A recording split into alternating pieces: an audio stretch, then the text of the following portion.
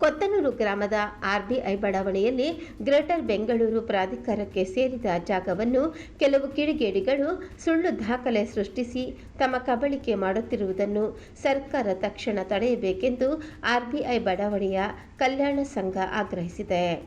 ಪಾರ್ಕ್ಗೆ ಸೇರಿದ ಜಾಗವನ್ನು ಕೆಲವು ವ್ಯಕ್ತಿಗಳು ಅಕ್ರಮವಾಗಿ ಕಬಳಿಕೆ ಮಾಡಿ ಅನಧಿಕೃತವಾಗಿ ಶೆಡ್ ನಿರ್ಮಾಣ ಮಾಡಿಕೊಂಡಿದ್ದಾರೆ. ಇದಕ್ಕೆ ಅನಧಿಕೃತವಾಗಿ ಜಿಬಿಎಯಿಂದ ಖಾತೆಯನ್ನು ಸಹ ಸೃಷ್ಟಿಸಿದ್ದಾರೆ.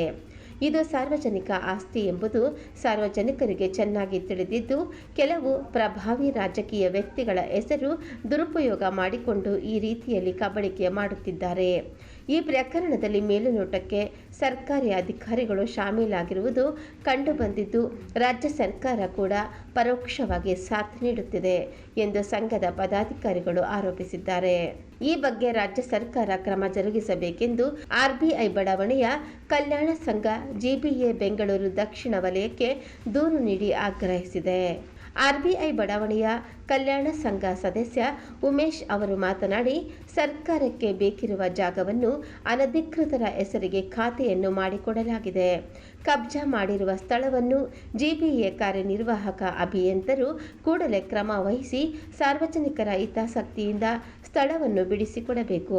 ಅಲ್ಲದೆ ಅಕ್ರಮವಾಗಿ ಖಾತೆ ಮಾಡಿಕೊಟ್ಟಿರುವ ಅಧಿಕಾರಿಗಳ ವಿರುದ್ಧವೂ ಕ್ರಮ ಜರುಗಿಸಬೇಕೆಂದು ಆಗ್ರಹಿಸಿದ್ದಾರೆ.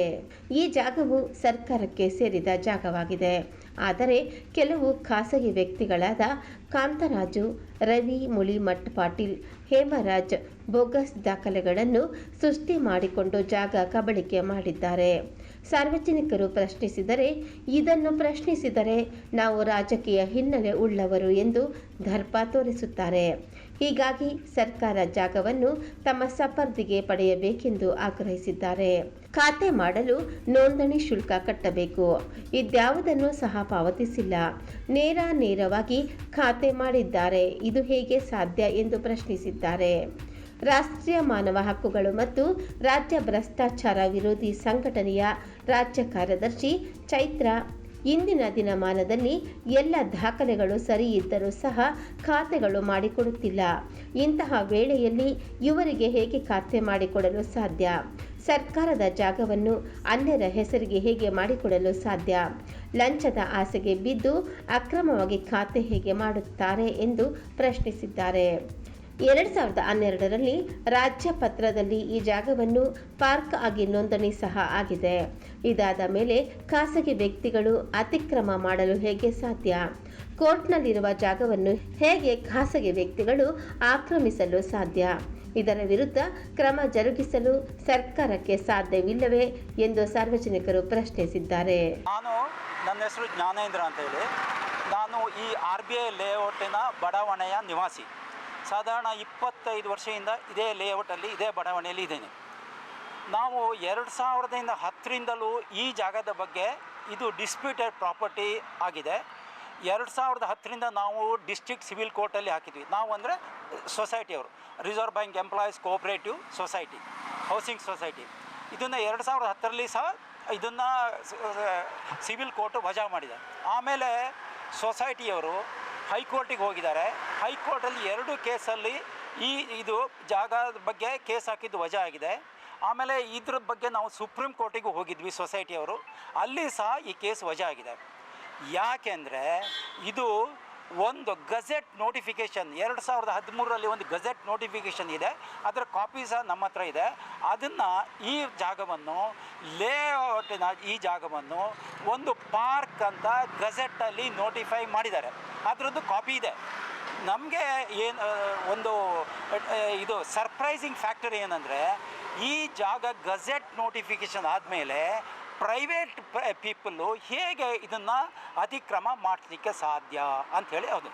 ಇದಲ್ಲದೆ ಲೇಟೆಸ್ಟಾಗಿ 2023ರಿಂದ ಇದು ಕೋರ್ಟಲ್ಲಿ ಇರುವಂಥ ಒಂದು ವಿವಾದಾಸ್ಪದ ಒಂದು ಪ್ರಾಪರ್ಟಿ ಆಗಿದೆ. ಕೋರ್ಟಲ್ಲಿ ಇದರಲ್ಲಿ ಏನು ಹೇಳಿದ್ದಾರೆ ಅಂದರೆ, ಇದಕ್ಕೆ ಒಂದು ಟೆಂಪ್ರರಿ ಇಂಜೆಕ್ಷನ್ ಆರ್ಡರ್ ಕೊಟ್ಟಿದ್ದಾರೆ. ಟೆಂಪ್ರರಿ ಇಂಜೆಕ್ಷನ್ ಆರ್ಡರ್ ಪ್ರಕಾರ ಯಾರು ಸಹಿತ ಈ ಪ್ರಾಪರ್ಟಿ ಒಳಗಡೆ ಹೋಗಬಾರ್ದು, ಯಾವ ರೀತಿಯ ಡೆವಲಪ್ಮೆಂಟ್ಸು ಮಾಡ್ಕೊಳ್ಬಾರ್ದು. ಆದರೆ ನೀವು ನೋಡ್ತಾ ಇರುವ ಹಾಗೆ BBMP ಅವರು ಹಾಕಿದ ಬೇಲಿಯನ್ನು, ಕಬ್ಬಿಣದ ಬೇಲಿಯನ್ನು ತೆಗೆದು ಇವರು ದೊಡ್ಡ ಜಿಂಕ್ ಶೀಟಿನ ಒಂದು 10 ಫೀಟ್ ಎತ್ತರವಿರೋ ಜಿಂಕ್ ಶೀಟನ್ನು ಈಗ ಫುಲ್ಲು ಅವರು ಬೇಲಿ ಹಾಕಿದ್ದಾರೆ. ಸೊ ನಮ್ಮ ಅಪೇಕ್ಷೆ, ನಿರೀಕ್ಷೆ ಮತ್ತು ವಿನಂತಿ ಏನಂದರೆ ಸರ್ಕಾರ ಇದರ ಬಗ್ಗೆ ಗಮನ ಹರಿಸಿ ಇದನ್ನು ಪಾರ್ಕಿಗೆ, ಟ್ರೀ ಪಾರ್ಕ್ ಅಂತ ಮಾಡಬೇಕಾಗ ಕಳಕಳಿಯ ವಿನಂತಿ. ಹೆಸರು ಉಮೇಶ್ ಅಂತ, ಇಲ್ಲೇ ಸ್ಥಳೀಯ ನಿವಾಸಿ.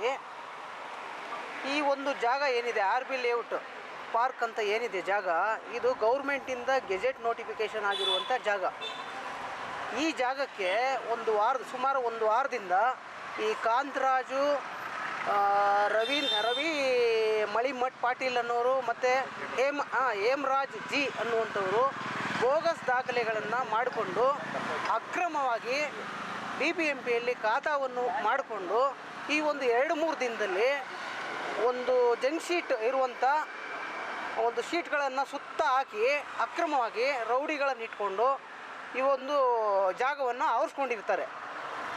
ಈ ಖಾತಾವನ್ನು ಕೂಡ ಅಧಿಕಾರಿಗಳು ಎಷ್ಟು ಬೇಜವಾಬ್ದಾರಿಯಿಂದ ಲಂಚದ ಆಸೆಗೆ ಮಾಡಿರ್ತಾರೋ ಇಲ್ಲ ಇನ್ಫ್ಲೂಯೆನ್ಸಿಂದ ಮಾಡಿರ್ತಾರೋ ನನಗಂತೂ ಗೊತ್ತಾಗ್ತಾ ಇಲ್ಲ. ಯಾಕೆಂದರೆ ಇದು ಇಷ್ಟು ವರ್ಷಗಳಿಂದ ಇಲ್ಲಿ ಸ್ಥಳೀಯರು ಎಲ್ರಿಗೂ ಗೊತ್ತಿರುವಂಥ ವಿಷಯ ಮತ್ತು ಸ್ಥಳೀಯ BBMPಯಲ್ಲಿ ಆಲ್ಮೋಸ್ಟ್ ಎಲ್ರಿಗೂ ಗೊತ್ತಿದೆ. ಈ ಜಾಗವನ್ನು ಯಾವುದೇ ಕಾರಣಕ್ಕೂ ನಾವು ಯಾವುದೇ ರೀತಿ ಖಾತಾ ಆಗಲಿ ಇನ್ನೊಂದಾಗಲಿ ಕೋರ್ಟ್ ನಿರ್ದೇಶನ ಇಲ್ಲದೆ ಮಾಡಬಾರ್ದು ಅನ್ನುವಂಥದ್ದು ಎಲ್ರಿಗೂ ಗೊತ್ತಿರುವಂಥ ವಿಷಯ. ಆದರೆ ಇಲ್ಲಿನ BBMPಯ ಕೇಸ್ ವರ್ಕರ್ ಮತ್ತು ಆಗಿನ JC ಆಗಿರುವಂಥ ಶ್ರೀ ಅಜಿತ್ ರವರು ಒಂದು ಬೋಗಸ್ ಖಾತಾವನ್ನು ಮಾಡಿರ್ತಾರೆ. ಹೇಗೆ ಅಂತಂದರೆ, ಒಂದು ನಿಮಿಷ, ಒಂದು ಖಾತಾ ಮಾಡಬೇಕು ಅಂದರೆ ಇವತ್ತು ಕೇಸ್ ವರ್ಕರ್ ಫಸ್ಟ್ ಹೋಗುತ್ತೆ, ನಂತರ RIಗೆ ಹೋಗುತ್ತೆ, ನಂತರ AROಗೆ ಹೋಗುತ್ತೆ, AROಯಿಂದ RO ಇಂದ DC ಇಂದ JC.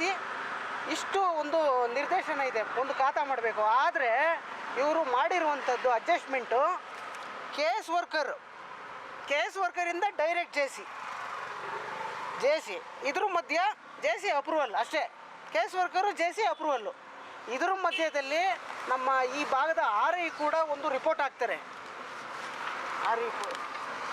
ಏನಂತ ಹಾಕ್ತಾರೆ ಅಂದರೆ, ಈ ಜಾಗ ಪ್ರೆಸೆಂಟ್ಲಿ ಗೆಜೆಟ್ ನೋಟಿಫಿಕೇಷನ್ ಆಗಿದೆ, ಇದರಲ್ಲಿ ಯಾವುದೇ ಖಾಸಗಿ ಸೊತ್ತಿಲ್ಲ, ಇದು ಕೇಸ್ ಕೂಡ ನಡೀತಾ ಇದೆ ಇಲ್ಲಿ ಅಂತ ಎಲ್ಲ ನೀಟಾಗಿ ಒಂದು ರಿಪೋರ್ಟ್ ಹಾಕ್ತಾರೆ. ಆದ್ರೂ ಈ ಒಂದು RI ರಿಪೋರ್ಟ್ನ ಪರಿಗಣಿಸದೆ ಕಡೆಗಣಿಸಿ ಆಗಿನ JC ಆದಂಥ ನಮ್ಮ ಶ್ರೀ ಅಜಿತ್ ಎನ್ನುವರು ಈ ಖಾತಾವನ್ನು ಅಕ್ರಮವಾಗಿ ಮಾಡಿರ್ತಾರೆ.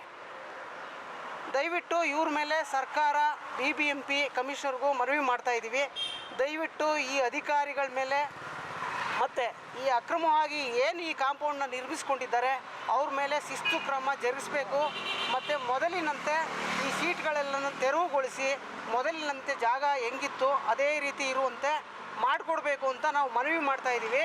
ಅದೇ ರೀತಿ ಈ ಕಾಂತರಾಜು, ಹೇಮರಾಜು, ರವೀಂದ್ರ ಮಾಳಿ ಪಾಟೀಲ್ ಮತ್ತು ರಾಮಚಂದ್ರ ಅನ್ನುವರು ಏನು ಹೇಳ್ತಾ ಇದ್ದಾರೆ, ನಾವು ಈಗಿನ ಪ್ರೆಸೆಂಟ್ ಮಾನ್ಯ ಉಪಮುಖ್ಯಮಂತ್ರಿಗಳು ಹಾಗೂ ಬೆಂಗಳೂರು ಅಭಿವೃದ್ಧಿ ಸಚಿವರು ಆದಂಥ ನಾವು DK ಶಿವಕುಮಾರ್ ಕಡೆಯವರು, DK ಸುರೇಶ್ ಕಡೆಯವರು ಅಂತ ಎಲ್ಲರ ಜೊತೆಲೂ ಹೇಳ್ಕೊಂಡು ಅಕ್ರಮವಾಗಿ ಈ ಒಂದು ತಡೆಗೋಡೆಯನ್ನು ನಿರ್ಮಿಸಿರ್ತಾರೆ.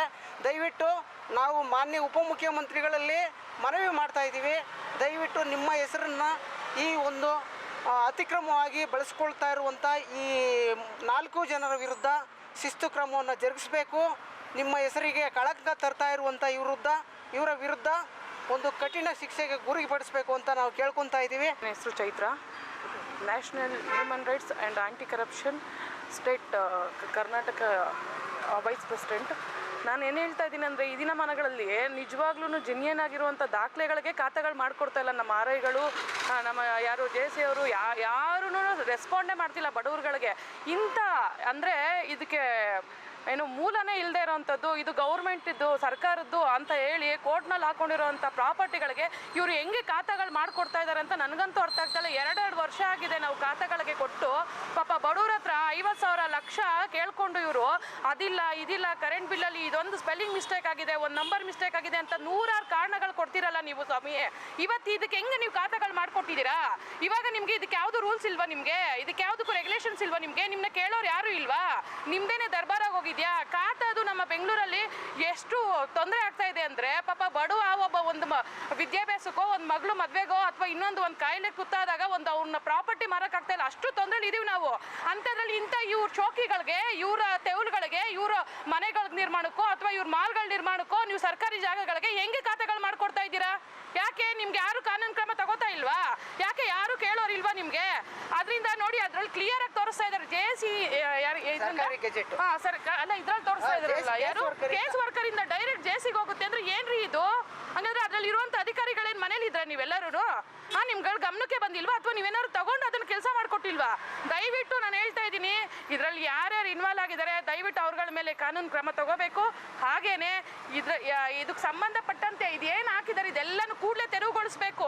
ತೆರವುಗೊಳಿಸಿಲ್ಲ ಅಂದ್ರೆ ಮುಂದಿನ ದಿನಮಾನಗಳಲ್ಲಿ ಈ ಜಾಗದಲ್ಲಿ ಕೂಡ ನಾವು ಹೋರಾಟ ಮಾಡ್ತೇವೆ. ಮತ್ತೆ ನಾವು ಫ್ರೀಡಂ ಪಾರ್ಕ್ ಕೂಡ ನಾವು ಅತಿ ಹೆಚ್ಚಿನ ಜನಸಂಖ್ಯೆಯಲ್ಲಿ ಹೋರಾಟ ಮಾಡ್ತೇವೆ. ಯಾಕಂದ್ರೆ ಇದು ಒಂದು ಈ ಒಂದು ಜಾಗಕ್ಕೆ ಸಂಬಂಧಪಟ್ಟಿದ್ದಲ್ಲ. ಇದು ಈ ತರ ನೂರಾರು ನಡೀತಿದೆ ನಮ್ಮ ಬೆಂಗಳೂರಲ್ಲಿ. ದಯವಿಟ್ಟು ಬಡವ್ರ ಕಡೆ ಗಮನ ಕೊಡಿ. ಇಂಥದಕ್ಕೆಲ್ಲ ನೀವು ಹೋಗಿ ನಿಮ್ಮ ಹೆಸರುಗಳನ್ನ ಹಾಳು ಮಾಡ್ಕೊತಾ ಇದ್ದೀರಾ ಅಧಿಕಾರಿಗಳೇ. ದಯವಿಟ್ಟು ಹೇಳ್ತಾ ಇದ್ದೀನಿ, ನಮ್ಮ ಲಿಮಿಟ್ಸ್ ಅಲ್ಲಿ ಎಷ್ಟೋ ಬಡ ಮನೆಗಳಿಗೆ ನೀವು 20-30 ಇರೋದಕ್ಕೆ ಖಾತಾ ಮಾಡ್ಕೊಡ್ತಾ ಇಲ್ಲ. ಇವ್ರುಗಳಿಗೆ ಏನೋ ಕೋಟ್ಯಾಂತರ ರೂಪಾಯಿ ಲಕ್ಷಾಂತರ ರೂಪಾಯಿ ಲಂಚ ಕೊಡ್ತಾರೆ ಅಂತ ಮಾಡ್ತಾ ಇದ್ದೀರಾ ನೀವು. ದಯವಿಟ್ಟು ನಾನು ಹೇಳ್ತಾ ಇದ್ದೀನಿ, ಹೌದು ಅದಕ್ಕೆ ಮಾಡ್ತಾ ಇರೋದು ನೀವು. ಅಲ್ಲ ಒಂದು ಕೇಸ್